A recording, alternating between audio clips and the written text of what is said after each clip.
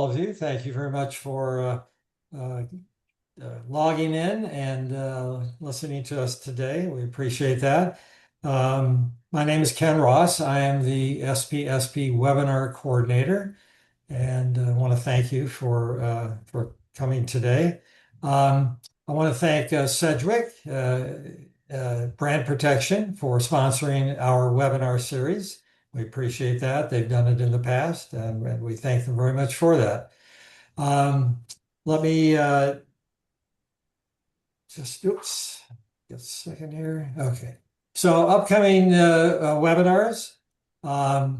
We've rescheduled the process control webinar for September 22, and that'll be dealing with manufacturing quality defects and how product safety professionals should interact with the manufacturing and design and quality people to be sure the products are safe and quality. Secondly, then in October, and I think it'll be October 14, we're setting up the exact date. We're going to drill into some of the topics that we've talked about before in more detail. So we're going to talk specifically about how to set up a product safety committee, which is not that easy to figure out in a lot of companies because companies have multiple divisions and locations. And is it a corporate safety committee? Is it a divisional? Is it a business unit? Who do they report to? Who's on it? How often do you meet? There's all kinds of interesting intricacies of committees. It's not one right or wrong way to do it. So we'll have some people who have set up committees before to talk about that and at least raise some of the issues that are in there. Okay. Now, one other thing before I get to the speakers. SPSB is sponsoring its certification program, and it'll be in September, October. So September and October, I think, is when it is. And that is 2 days in person, webinars, and 2 days at the end.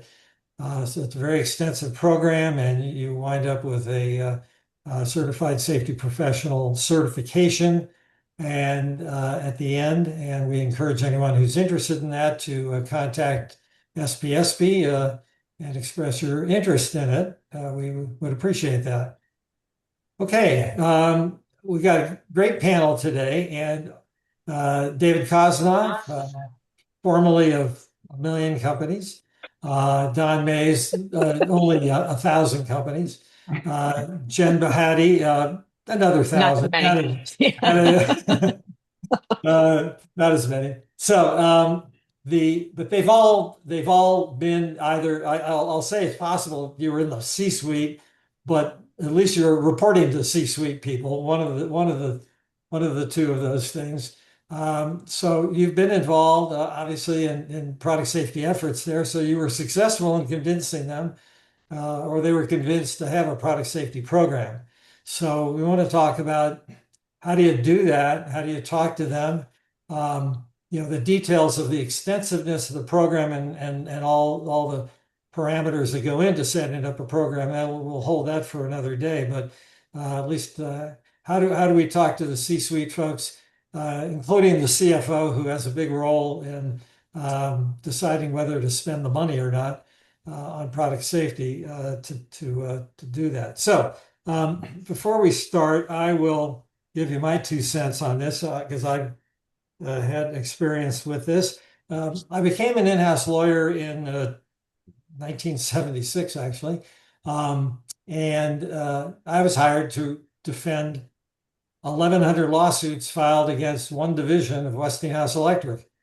And interestingly, we had a corporate product safety program. For those of you old enough to remember, and you probably don't anyway, is the 1970s were actually very popular for product safety programs. There were a lot of companies forming them. A lot of it came out of the ITT Corporation and Phil Crosby. And it was kind of like the hot thing to do, set up safety programs. And then in the late 70s, the economy faltered, and at least at Westinghouse, our corporate product safety program got axed. That was one of the first programs that got axed. So they set it up. Times were good. When times weren't so good, the program went away. But I was then involved in a product safety program for just one division of Westinghouse Electric. Because of those 1,100 lawsuits, we thought it might be nice to try to prevent problems. And the general manager of that division thought that our efforts saved his division $25 million. And back in the 70s, that was a lot of money. So I don't know how he figured that one out, but I'm assuming he just assumed that we prevented, 50 lawsuits or whatever he thought and calculated, and that's how he saved that kind of money. Then I went to Emerson Electric. Now we had one product safety person at corporate and 140 divisions, and no product safety person in any of the divisions. And that person at corporate was mainly to deal with CPSC because at that point we had just paid the largest fine for non-reporting in the history of the CPSC. So that got people's interest. So you can get the C-suite interested in these things, either a bunch of lawsuits, a recall, a bunch of safety issues. And one interesting thing, which I'm sure hopefully we'll talk about, is how do we convince the C-suite to invest in a product safety program without having a bunch of problems? And how do you convince them that your program is going to prevent problems you've never had before, which is always the trick. For me, as a lawyer and dealing with litigation in part, I tried to convince them that these efforts were worth it because all we had to do was prevent one lawsuit, and that would pay for the whole program. If we're saying $1 million, settle a case for $1 million or lose $1 million in a jury verdict, I mean, you can pay for a lot of safety folks by just preventing one accident or one lawsuit or have a defense in a lawsuit. So I approached it from the litigation piece of it, but you all might do it a little bit differently. So there are different ways to get at it. With that said, I want to start on this now. And I'm going to pose questions to our panel and then turn it over to them. First question, can a company develop a culture of safety without having experienced safety problems, including accidents and lawsuits? Or is it easier to sell safety to the C-suite when real problems have already occurred? And I'll start with David. Thanks, Ken. So I'm going to parse this question a little bit. The verb in the first sentence was can. In theory, yes. In practice, I don't know. I haven't seen it in practice. The second thing I'm going to parse is culture. Unless you're working in a small firm with probably 10 or fewer people, it's unlikely you have a single culture in your organization. You are probably have a series of microcultures and maybe an umbrella culture as well. It can be, you definitely can impact the microcultures. And that is relatively straightforward for product safety people. You can talk to the engineers, you can talk to the designers, you can talk to the manufacturing people, you can certainly talk to the lawyers, and they will get it. When your CEO or the C-suite is driven by marketing types, it's sometimes more difficult. It certainly tends to fall back on, if that's the situation you've got, it's easiest to talk about brand reputation at that point and how hard they've worked to build up their brand reputation and how quickly that brand reputation can come crumbling down with a single incident. Particularly if you're selling products to a vulnerable population. I had the privilege of working for one company. I was based in Asia, and the managing director of the group that I was in, it wasn't the corporate culture, but it was the local Asia group. And he used to talk about safety being the prerequisite for all other priorities. And he would start every meeting with having me report on where we were with product safety issues. Um, and he would not let things slide. That was an ideal situation for a product safety professional. It's also kind of rare. Um, when you go through a crisis, people get it. If you're lucky and haven't yet gone through a crisis, maybe someone in the C-suite has in one of their earlier career moves, and they can be a great ally. And if none of that is true, you can go back to most of the people in the C-suite went through B school, and B school thrives on case studies. So there are certainly plenty of case studies out there of firms that have done it well and firms that have not done it well. And you can begin introducing some of those cases to the folks you deal with in the C-suite. The other thing that I will say has gotten the attention of some C-suite members are the actual prosecutions under the CPSIA for criminal liability, not just civil. When the executives can be held criminally liable and serve jail time, that tends to get their attention. So reminding them of that fact can be at least a way to open up the door and think about how you're going to talk to them. It's not easy when you haven't gone through a crisis. When you've gone through a crisis, the thing to remember is never let a crisis go to waste and use it for what it's worth. Because the other thing is memories in corporate America tend to be pretty short. One crisis I went through, I was given an unlimited budget, and then 6 months later, I was told to start cutting heads. So it's a challenge, but as you mentioned, Ken, putting dollars and cents around things is what they like to see. But that's what they want to see. But then they're also going to say cost avoidance isn't a real measure. And so it gets really difficult because proving that we prevented something from happening is really difficult. Yeah. Having something happen and then working to prevent it from ever happening again is often an easier sell. I'll stop there and turn it over to Don and Jen for their take on it. All right, Don, we'll start with you. Go ahead. David, I agree with you. I resemble your remarks.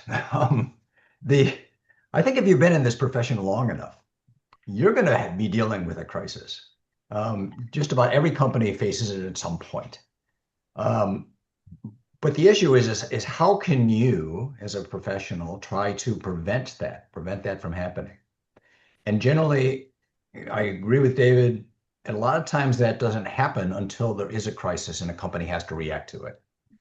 I got my job as the chief safety and quality officer at Samsung, following their very, very public recall of the Galaxy Note 7 cell phone. And if you remember, this was probably 10, 12 years ago. You couldn't get on an airplane without the flight attendant saying, if you're carrying one of these phones, you have to give it up, because there was the risk of the phone actually catching on fire. And Samsung did a great job of sort of pulling those phones back and replacing them with another model. But it was a huge crisis, and they actually mismanaged the crisis because they actually did an end around on the CPSC when they did an initial recall, and CPSC actually spanked them, and they actually went through the CPSC to make sure that the CPSC agreed to their corrective action. But that crisis cost the company millions and millions of dollars. But more important to Samsung, which is a Korean company, was the damage to their reputation. That was critical. It damaged their reputation. They were concerned about the fact that it's tarnished. They were concerned that it tarnished the Samsung brand. They recovered from that actually very, very well because of the way that they handled that recall. They got 97, 98% of the phones back. It was an incredible response to the recall action. But it also is something that gave me a job. It gave me a job because they realized they did not have a safety department in their North American offices. And so that was my role, to come in and set up a whole product safety department, set up a product safety committee along with that, develop both proactive and reactive measures to deal with it, deal with the issues that might come up on a regular basis.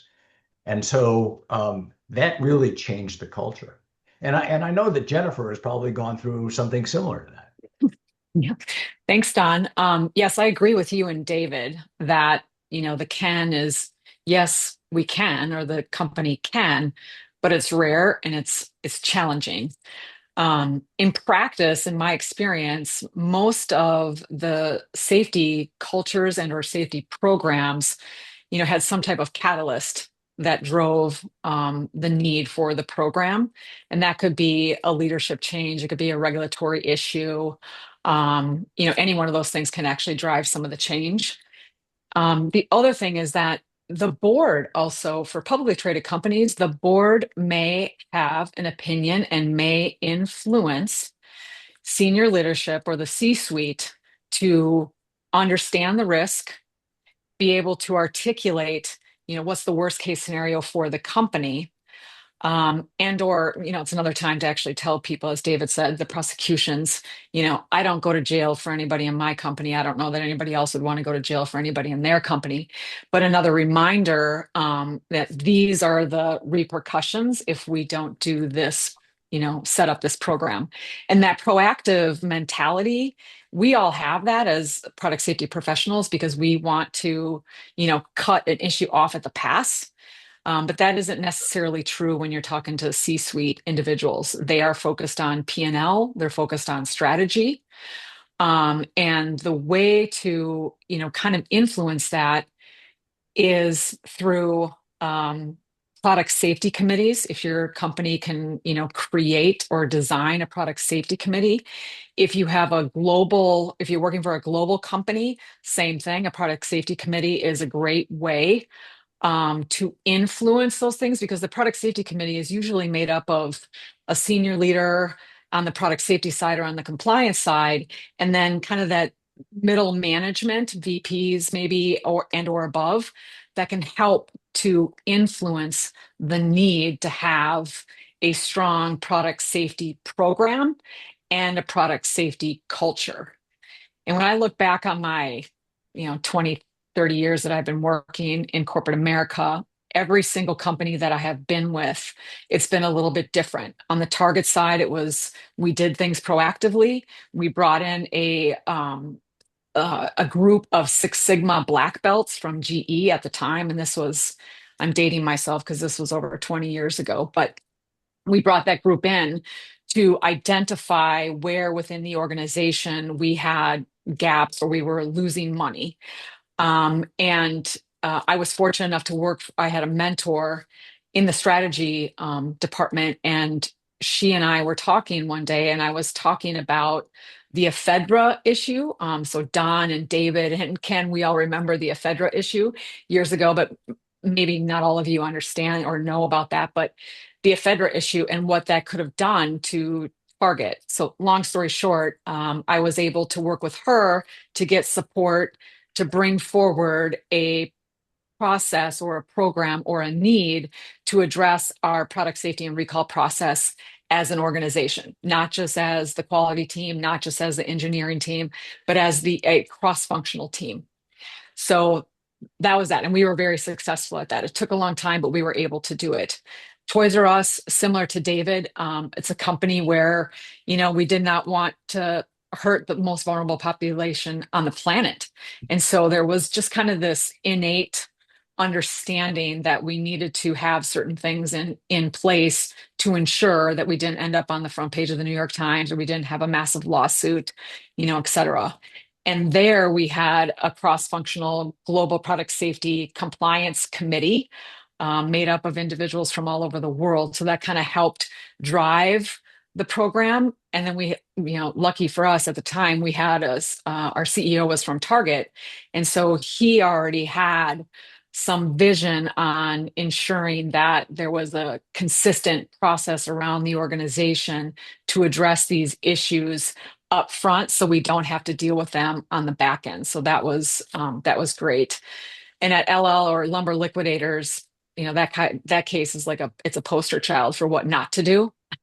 So if you ever want to understand what not to do in any type of consumer product organization, it's another example of the errors that the company made or management made, that got them to the place that they got to. So I was there post enforcement. And so my job was to develop a program, including the culture for safety and compliance. And that, there is a really good example of the board having a tremendous amount of influence on management priorities, and compliance was a top priority for that organization. And then the same with Dollar Tree. They also were facing a DOJ investigation, and board members had a perspective on the priority of compliance. And so when I said earlier that the board may have influence, it's interesting to look at your board members and see what their backgrounds are, and where they come from, and whether or not they may have been part of an issue. It just gives you a little bit more context for what you're dealing with or what you may deal with at the C-suite. Because you have to remember the board, again, influences management. They can't direct management what to do, but they can certainly influence it. And the same with your CEO, and I think it was maybe Ken that said your other leaders within the organization, depending upon where they come from, they may have an opinion. So long story short, you can, but it's just not easy. You have to also have fortitude to keep pushing for what is right in the organization. So I'll leave it at that. All right, a couple of things come to mind. One, on the reputation, which is sometimes, that's incalculable. You can't go to a CFO and tell them how much your reputation is worth in goodwill. But I think back again, for us older folks, we can remember this: the Tylenol situation, where Tylenol did a recall after some tampering of the product, and they did a wonderful job, and they got brownie points for it, and their reputation increased as a result, even though people were dying from the poison that was put into Tylenol. So how you do these things and how you calculate them, it's not an exact science at all. One other thing, one couple of companies that I'm aware of justified their safety program. I mean, they wanted to have a safety program, but they knew that they were going to have accidents. This was construction equipment, so there's nothing you can do to make construction equipment absolutely safe. They invested millions of dollars in a safety program, for the main reason was to prevent an award of punitive damages in a product liability case, which can be multi-millions of dollars. So they spent millions of dollars to try to prevent accidents, but they knew that there would be some. If they got sued, they would be able to at least head off any thought that they should be awarded punitive damages. I thought so. Every situation seems to be a little bit different from company to company. The last one that comes to mind is when you talk to the C-suite, talk about the CEO being deposed in a product liability case and justifying the safety of the product. That scares the hell out of him or her. Yes. And in my experience, that has resulted in the settlement of cases. Once the CEO gets a deposition notice, the case goes away, because that's about the last thing they want to do. So when you talk about it, what are you going to tell either your shareholders, maybe Congress, which can happen on occasion, or a judge or a jury, about why you believe your product was safe and why you're a good company? Have to think about that one, and think about the benefits of having such a program. Okay, all right. Second question, which it feels like we've almost answered this second question, but I'll throw it out and see if any of you have additional comments. So is that how do you prove cost savings and effectiveness? Do you need to have a cost benefit analysis, or are you just selling safety based on ethics, business ethics? Is that all you need, or do you have to do anything more? Do any of you have anything to add to that? I think you've almost all dealt with that already. Mhm. I would say that in my experience, yes, doing some bit of a cost analysis or a risk analysis, cost risk analysis is beneficial. It isn't the end all and be all, though, because Ken, you mentioned ethics. So that comes into play when you think about the organization, their code of conduct, or your company's code of conduct. What does that say, and how does that, intersect with, that cost benefit analysis? Um, so you can use it, but it isn't the end all and be all of everything. And like you said, Ken, I mean, nobody wants to end up on the front page of the New York Times. You do not want your CEO to be deposed, or any senior level executive for that matter. It's just not a place that you want to put your executives in front of. So I do think it's beneficial, but it's not the end all and be all. There's all these other factors that come into play. Okay, David or I don't know Don? if David and Don have any other experience, but that's been mine. I believe that the cost of actually setting up and operating a product safety department in a company is actually pretty small. I'm not talking about compliance, because the compliance function is a Hmm. little bit different, and there may be a lot of Hmm. people involved to ensure that the compliance requirements have been met. But safety and compliance are not the same thing.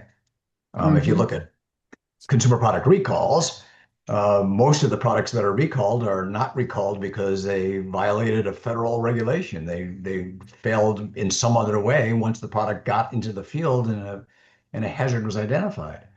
And so people that focus on that, and the people I hope that are attending this webinar, are people that are being trained in that and sort of looking past Hmm. compliance, looking at safety beyond compliance. And that requires talent, it requires education, it requires experience. But in setting up a department with those kind of people, you're really talking about not a lot of people, you're talking about Hmm. expertise. And so it winds up being really, really a small cost. And the cost savings can be considerable, not only because of avoidance of recalls, but avoidance of product liability suits, or, as even David mentioned, even criminal penalties against a company. Yeah, let me Hmm. just throw in one thing before David. Yeah, but the problem is that leave aside the cost. These are things they don't want to hear.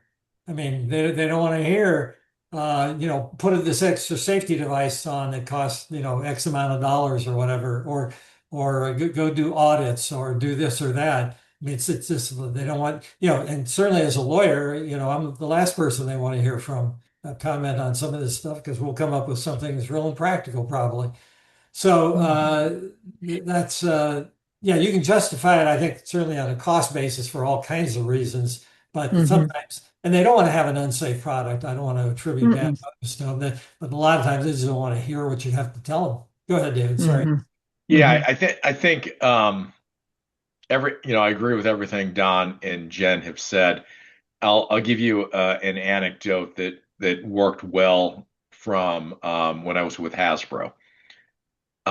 We were getting a lot of pushback on what the cost of our um, quality assurance program was, because we did not differentiate the quality and the safety at Hasbro. It was all part of a single organization. Hmm. So I partnered with a financial analyst in the Hong Kong office, and he helped build an infographic showing exactly how much we were spending on the cost of quality and safety Hmm. compared to the overall cost of a product.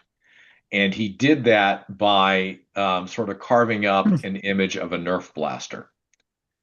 And Huh. the quality and safety component was basically the trigger on the Nerf blaster. It was not a very big number. People thought it was a huge number, but when partnering with allies in the finance group, they were able to show, when you look at just the raw number, it sounds big, but when you compare it to the overall cost of goods, it's really not very big. And there were some differences from product line to product line, but having actual data and showing that data and doing a little bit of myth busting helps. And then, having the flip side also helps because I was associated with a pretty massive recall at another company that I worked for. And that recall, or I should say group of recalls, because it stretched on for nearly a year, ended up costing in the high 9 to low 10 figure dollar amount. A lot of that was litigation cost because it was not just the direct cost of the recall and refunds and replacing everything and the quality programs we set up in the wake. It was the shareholder lawsuits that came pouring in, and that can be a huge cost to the company, and is something that the C-suite will be interested in. And the case study is out there. It's a Stanford case study on how Mattel handled the year of the recalls. And it matters. There's a question in the Q&A about the how do you remind the C-suite about the criminal or potential criminal liability. And I'm going to talk again about partnering and finding allies in the organization. A lot of you on the call are probably not lawyers. I'm not a lawyer. I'm an engineer by background. While I have played a lawyer on television before, most of the C-suite would prefer to hear matters of law described to them by people who actually have a JD. And so partnering with your allies in the legal department, whether it's your in-house counsel or outside counsel, sometimes referred to as outhouse counsel, you can put together some briefings, particularly if they are new members of the C-suite. If they're not new, but you're new coming in, you can use those types of things to frame where you're coming from and why you think the program needs to be better than it might be already. If you're new, they probably brought you in because they had some sense that there was some opportunity to improve as well. If you're so take advantage of that. Take advantage of any opportunity you have to talk to the C-suite, either directly or through your allies, or together with your allies to do that. I've been told too many times that I don't understand the law, even though I've been living it for a long time. So get an attorney to back you up. That's all right. We don't understand Yes. it either. That's why we try to give you a direct answer to any question you have. That's why we always say it depends. That's always Right. okay. Can I mention? No, I'm go sorry. ahead, Can I just wanted to kind of piggyback onto what David said about having that financial analyst that helped develop, the financial, impact. We did something similar at Target, and I don't remember exactly what it was called, but we developed a document that captured, it was kind of on the back end, but captured all of the costs associated with designing the product, manufacturing the product, the testing, all of that. And we included what happens when we're facing a product withdrawal, meaning we're pulling the product from the market, and or we're faced with a recall. And we were able to capture for the how many recalls that we did at Target exactly how much that costs. And when you put that cost collectively in front of any senior leader, they just then pause and say, okay, well, wait, we don't want to spend the money on this. So what are we going to do to build a program or the right size team, to mitigate that risk going forward? So I like the fact that, David, you did some of that, and that financial analysis through your financial partners is extremely beneficial. And I also would agree with you with respect to the attorneys, although, all of us have played attorneys on daytime TV, nighttime TV, any TV. We've all played attorneys. But at the same time, you need the attorneys to back you up. Like from my perspective, I always looked at them as the hammer.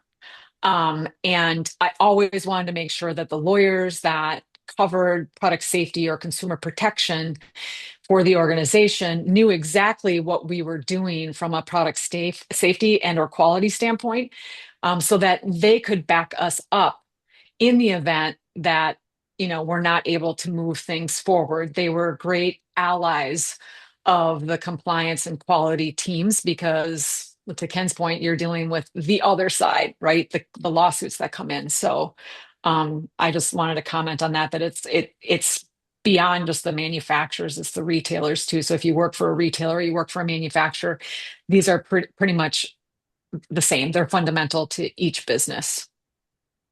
Let me just throw in the legal piece of it there, because there are some lawyers who are way too cautious and would actually prefer Mhm. you not even have a safety program, because having a safety program admits you could have safety problems. It admits there's Mm. something wrong with your product that you have to do something about it. And they would prefer you not to do, and these are usually litigators who have to defend the cases. They would prefer you not do a risk assessment, because how do we defend a risk assessment in court? Because you're admitting you have risks and you didn't get rid of all of them. So you got to be careful about which lawyers you involve in being your Correct. ally, and Yeah. that they understand they're not just so overwhelmed with the fear of having to speak in court about a certain safety document and actually Hmm. allow you to do the right thing, but do it in a way that minimizes future legal risks. That's the Yep. fine line there. Not all lawyers have that perspective. Many more just focus on litigation purely. That's all they do, and they may not be the best ones to help you on the safety side. And Hmm. Ken, following up on that, you know, every company has got a risk tolerance, a certain level of risk they're willing to take. And quite frankly, I've never take opportunities with companies who throw caution to the wind and are willing to put a product out to the market without doing Hmm. the proper risk assessment and understanding where the risks are and trying to address those risks, with the following the design safety hierarchy, for example. Um, but understanding what that risk tolerance is and getting and understanding throughout the organization that yes, almost all products have certain level of risk, and how much risk is the company willing to take? And that's, it's legal risk, it's liability risk, it's reputational risk, and there's all things that you have to consider. Um, and the point of a product safety professional in this field is to help the C-suite understand um, what the various risks are and what the level of risk they are taking by doing X, Y, and Z. Anybody else want to comment on any of this? Okay. Well, let's talk about corporate. You have a large company and with locations in various places, and some of them have safety issues, and some of them don't have safety issues. Um, are you the C-suite? We're talking about the corporate C-suite, of course, but each division, each business unit, whatever, has their own structure, usually in any big company. So who are you trying to sell to? Can you take a multi-divisional company and just focus on those divisions that have safety issues? And are you going to the C-suite, or are you going to the general manager or VP or whoever's in charge of those particular efforts? Do you differentiate from division to division? Let's see. I think Don, I have you down to start that if you have thoughts on it. Hmm. Well, and I think David can add a lot to this too, and so can Jennifer, because the companies that we worked for have got an international presence. And where are the major decisions being driven? If they're being driven, in the U.S., that's one thing. But if they're being driven from Asia or Canada or wherever, it can be set up a whole different dynamic. And when I talked about risk tolerance before, the risk tolerance could be significantly different, and their Mhm. approach to safety issues can be completely different. And you may find that with certain companies, their foreign headquarters may not be so willing to share information with, let's say, the Mhm. U.S. subsidiaries, and that's concerning, and that can actually hobble the job of a product safety professional if information isn't being shared down the line. But clearly, I believe that there are significant differences when you have a multinational corporation, and I'm sure that David and Jennifer have dealt with that. Mhm. I would agree. There can be and really are significant differences between um, risk tolerance, willingness to raise an issue when it comes up. Sharing bad news is just really frowned upon in particularly Eastern cultures. So those are things that you have to overcome, and you have to find a way to overcome it. In my, in my experience, one of the ways that worked well for me was having folks who were born in those cultures but educated in the West in leadership positions. Mhm. Um, and that helped bridge and make them more willing to share bad news. Absolutely. Um, it's still difficult. Um, I would also say, to the point you raised, Ken, when you've got different divisions, sometimes it makes sense to treat different divisions differently because the products they're making or the services they're providing carry a different type of risk profile. If you're making medical devices in one division and paper towel in another division, you're not going to treat those two the same. And there are, because of the way companies are structured, you end up with sometimes companies that have those types of product variations. Um, I think Jen and I both have worked with children's products. And even Mhm. within the children's product space, you've got the stuff that's for ages 8 and up or 14 and up. And then you've got the stuff that's for ages 0 to 3. And those carry very different risk profiles and require very different types of controls in place. Yeah. And so different divisions may have different standards supplied, but I think overall you still want to push for a appropriate level of safety and risk management and risk tolerance. And it's not entirely up to the safety group to figure out what that is. It's the safety group working in conjunction with the C-suite to figure out what the right risk profile, risk tolerance are for each of the divisions. For locations, though, if it's different locations for a given division or given product line, you got to know what's really happening in the field, and you Mhm. can't trust that the policies that you put for released from your ivory tower someplace in the U.S. are actually being flawlessly executed in the field. You got to get out there and you got to look. Mhm. Yeah, I mean, I just would piggyback onto what David and Don said, understanding the risk tolerance, which I think Don, you had said it, that it may differ, and David, you know this too, but it may differ by region or by area, even, within the United States. And understanding what that is not always easy because who sets the tone for the risk tolerance? You could have a CEO that thinks one way and then the CFO thinks another, and then there's a clash. And how do you deal with that? So I would say for product safety professionals, to ask, and build your allies within the organization so that you can eventually get to understanding what exactly that risk tolerance is.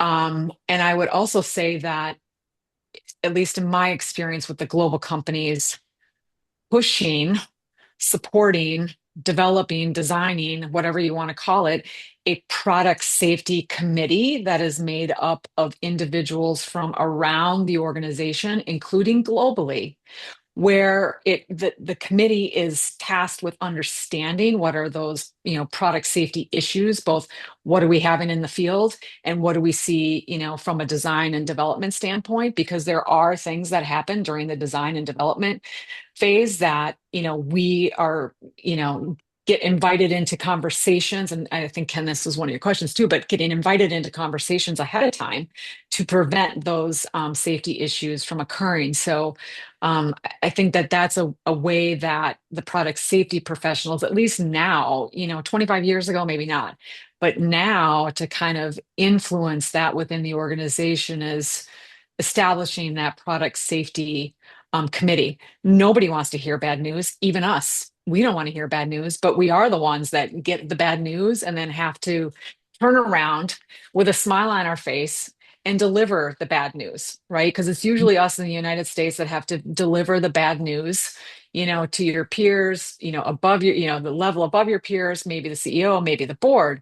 But there's always a way to frame the issue that it's not just bad news. We're protecting the company, we're protecting the reputation, we're protecting our, our guests or our consumers.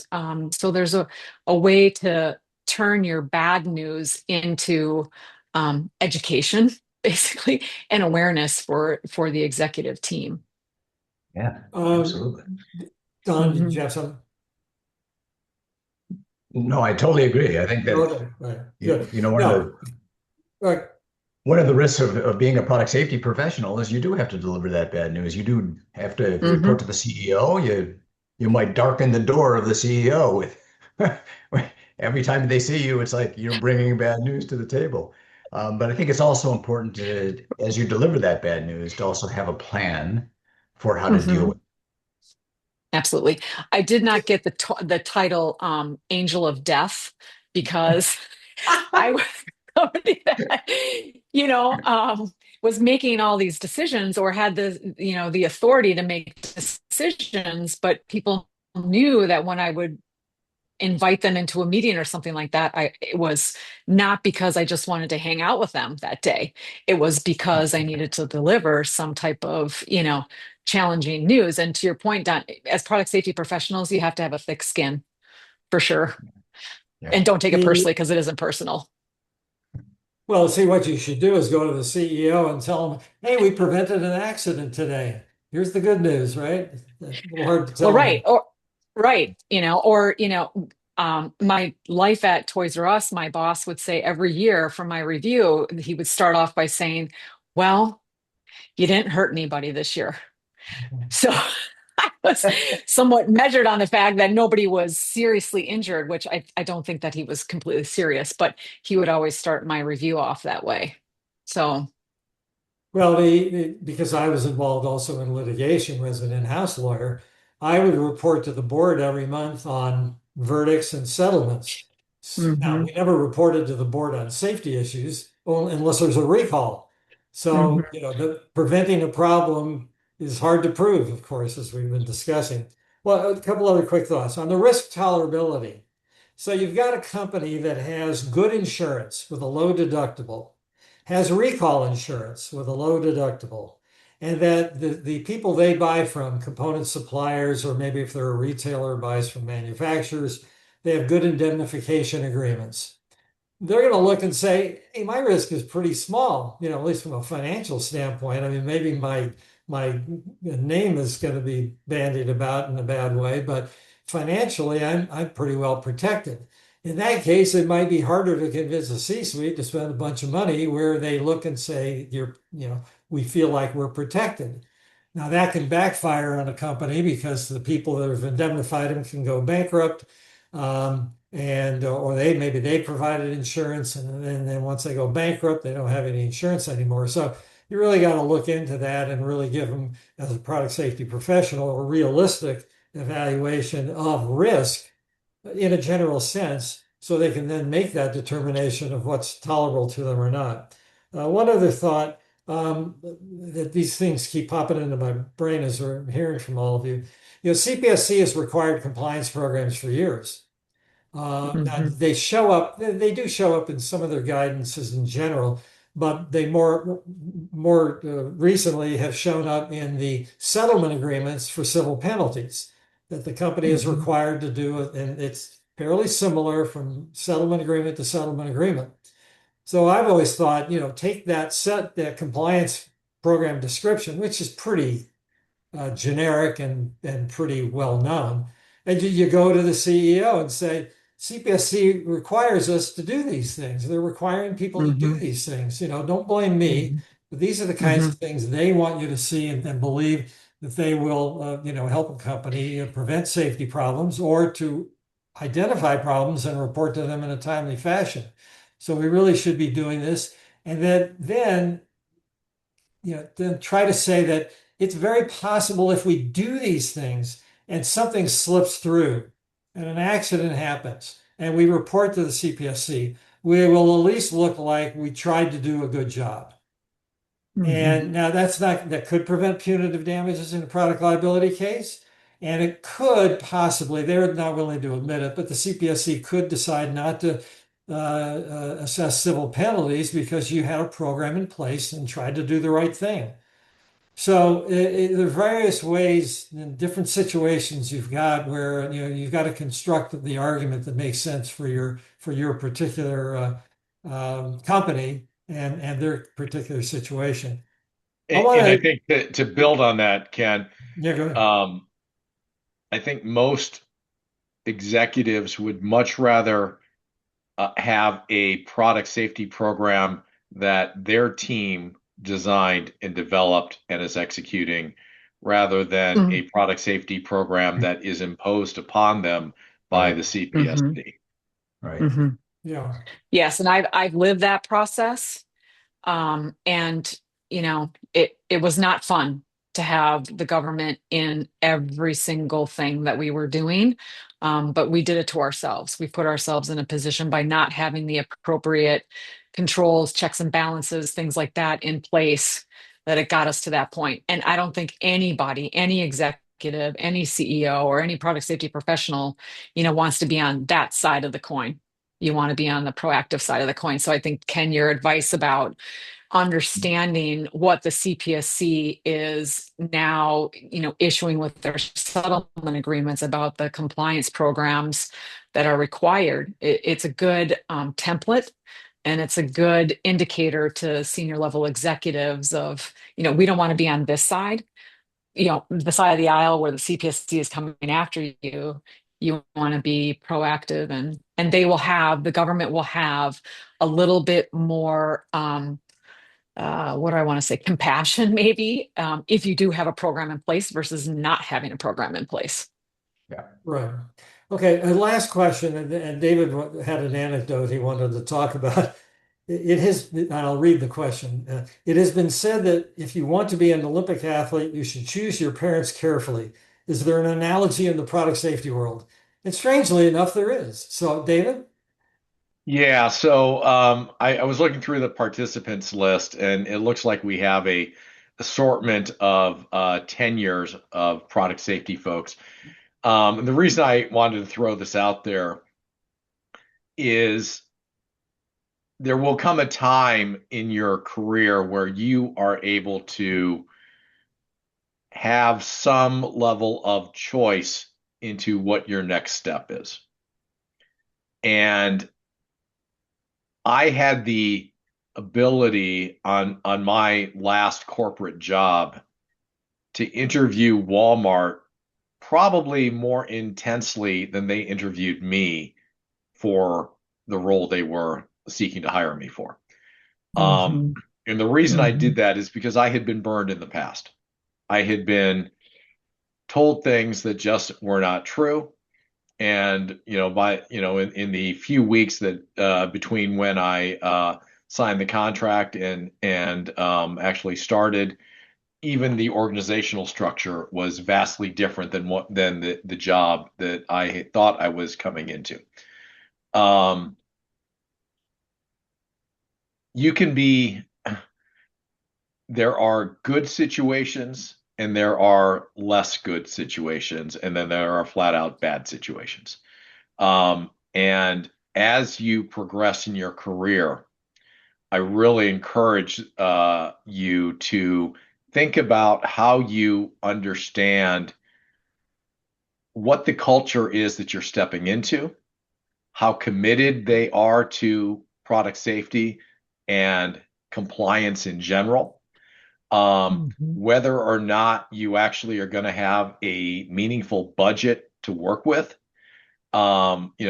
If you're coming into a product safety team and their first thing that they want to talk to you about is how much money you're going to save them, that may not be a good place to make a career. If they're coming in and they are taught, it's about what kind of investments can we make to decrease our risk profile. That sounds a whole lot better. And then Mhm. what can they tell you to actually prove that that's what they're doing and what they're Mhm. that they're serious about it. It's easy to say we have a culture of safety. How often does your safety team brief the board of directors? How often does your safety team meet with the CEO? How often, if it doesn't report directly to the CEO, how often are they briefing the C-suite executive that they do report into? Um, these are all important things to ask because there will come a time again where you have a choice and a little bit of freedom in what jobs you want to take and what jobs you don't want to take. At least I hope all Mhm. of you get to that point in your careers. Um, and you don't want to, even if the money is really obscene, it's not worth your sanity and it's not worth your soul. Mhm. Any thoughts from Jen and Don? Well, I agree wholeheartedly with what David said. I mean, understanding from the get-go is far better than getting burned. And there's a difference between, like David said, you know, it's so easy to say that you have a culture of safety and compliance, but you have to discern between the lip service and actually what goes on in the organization. So to ask those hard questions, you interviewing the company just as much or even more so than they're interviewing you is a good takeaway for individuals. And I agree. But I'm going to pivot and try to share some advice that I got from the head of safety of McDonald's many years ago. And maybe this is some advice that our participants can take away. Um, she told me to prove and continue to support your position as a safety professional, develop and practice your elevator pitch. So that when you get in the elevator in the office building and you're there with the somebody from the C-suite, make sure that you have a very quick line to capture their attention about the value that you are bringing to the company. That's how you help to support your own position. And maybe it's something simple about, did you hear about the executives from Gree that are going to jail because they failed to report product safety issues or something of the sort? I mean, that sort of thing will will get their attention for sure.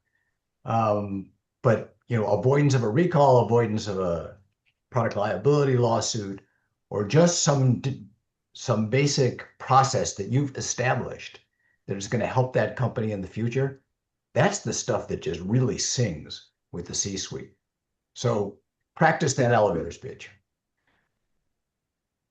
Well, great. Well, I think our time is up. We appreciate, thank you, Don, David, Jen, for participating, and thank you all for attending today. We will continue after the summer's over, and we wish you a great summer. And thank you all very much. Goodbye. Thank Thank you. you.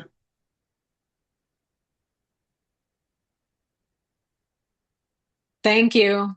Thank you. All right.